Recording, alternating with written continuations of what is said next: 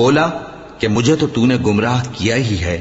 میں بھی تیرے سیدھے رستے پر ان کو گمراہ کرنے کے لیے بیٹھوں گا، پھر ان کے آگے سے اور پیچھے سے اور دائیں سے اور بائیں سے غرض ہر طرف سے آؤں گا، اور تو ان میں اکثر کو شکر گزار نہیں پائے گا۔ اللہ نے فرمایا نکل جا یہاں سے پاجی مردود، جو لوگ ان میں سے تیری پیروی کریں گے میں ان کو اور تجھ کو جہنم میں ڈال کر تم سب سے جہنم کو بھر دوں گا، اور اے آدم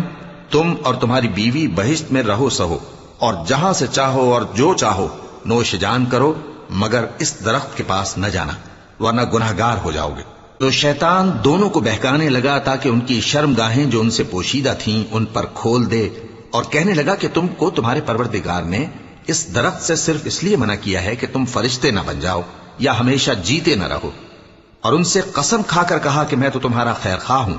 غرض مردود نے دھوکہ دے کر ان کو معصیت کی طرف